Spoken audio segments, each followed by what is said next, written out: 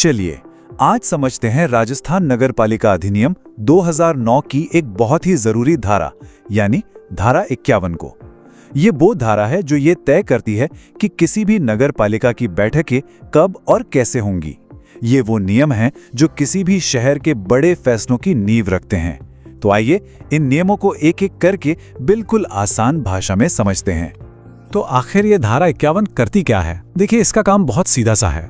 ये नगर पालिका के कामकाज का आप कह सकते हैं एक तरह से कैलेंडर सेट करती है। ये पक्का करती है कि जो चुने हुए सदस्य हैं वो नियमित तौर पर मिले, चाहे वो रोजमर्रा के काम के लिए हो या फिर किसी अचानक आए जरूरी मुद्दे पर बात करने के लिए। तो बैठकों में भी सबसे पहले आती है साधारण बैठक, जिन्हें हम ऑर्डिनरी या रेगुलर मीटिंग्स भी कह सकते हैं। अब इनके लिए कानून में समय को लेकर दो बहुत ही सीधे और स्पष्ट नियम बनाए गए हैं। चलिए उन्हें देखते हैं। पहला नियम, और ये बहुत जरूरी है, याद रखिएगा, 60 दिन। इसका मतलब ये है कि नगर पालिका की कोई भी दो साधारण बैठकों के बीच 60 दिन से ज्यादा का गैप यानी फासला नहीं हो सकता। सीधी भाषा में हर 60 दिन के अंदर कम से कम एक बैठक होनी ही चाहिए। इससे यह सुनिश्चित होता है कि काम पर लगातार नजर बनी रहे। तो ये तो हुई समय के फासले की बात। अब दूसरा नियम है संख्या का यानी गिनती का। एक कैलेंडर वर्ष यानी मतलब जनवरी से लेकर दिसंबर तक नगर पालिका की कम से कम 6 साधारण बैठकें आयोजित करना अनिवार्य है, जरूरी है। तो 60 दिन में एक और पूरे साल में कम से कम 6, ये दो नंबर याद रखने हैं।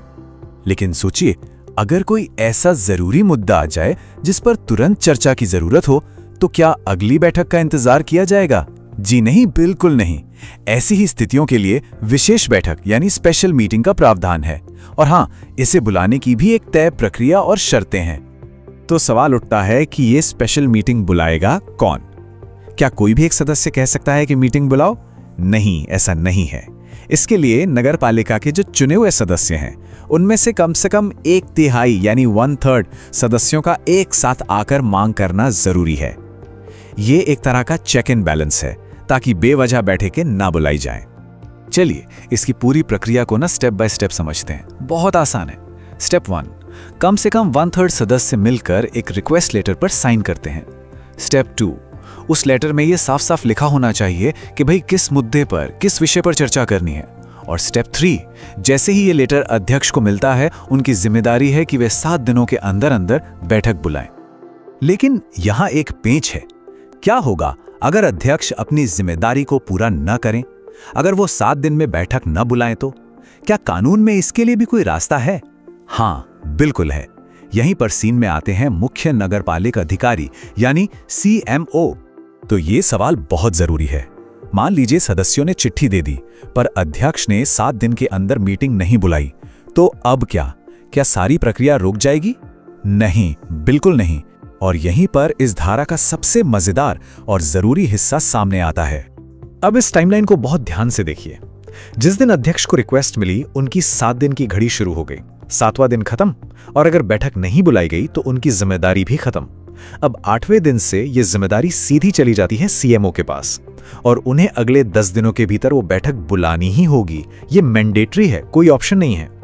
ठीक है, तो हमने साधारण बैठक और विशेष बैठक दोनों को समझ लिया है। चलिए एक फटाफट रिकैप करते हैं सारे जरूरी पॉइंट्स का, ताकि सब कुछ दिमाग में एकदम सेट हो जाए। तो जो खास बातें हैं वो ये हैं। साधारण बैठक हर 60 दिन में, साल में कम से कम 6। स्पेशल मीटिंग चाहिए तो 1/3 सदस्य लगेंगे। अध्यक्ष के पास है 7 दिन, और अगर अध्यक्ष फेल हो जाए तो CMO के पास है अगले 10 दिन। बस यही है पूरी धारा 51 का सार, एकदम सिंपल। तो अब जब हमने सब कुछ समझ लिया है, तो अब बारी है ये देखने की कि आपको कितना याद रहा। चलिए अपनी समझ को परखते हैं। ये रहा सवाल आपकी स्क्रीन पर। इसमें 4 स्टेटमेंट दिए गए हैं। आपको बताना है कि धारा 51 के हिसाब से इनमें से कौन कौन से कथन सही हैं। ऑप्शंस को ध्यान से पढ़िए। पहला, दूसरा, तीसरा, चौथा कौन कौन से सही हैं? A, B, C या D? आपको जो भी जवाब सही लगता है नीचे कमेंट्स में जरूर बताइएगा। देखते हैं किसका जवाब सबसे पहले और सबसे सही आता है। अगर इस चर्चा से आपको धारा 51 को समझने में आसानी हुई हो तो इसे लाइक और शेयर करना तो बनता है। और हाँ, स्मार्टेस्ट सिंपल को सब्सक्राइब जरूर कर लीजिए ताकि ऐसी कोई भी जरूरी जानकारी आपसे छूटे नहीं। और एक बात याद रखिएगा, हम हर रोज शाम 5 बजे Rajasthan Sujas daily current affairs का विश्लेषण लेकर आते हैं। उसे देखना बिल्कुल मत भूलिएगा। आज के लिए इतना ही। हमारे साथ जुड़ने के लिए बहुत बहुत धन्यवाद।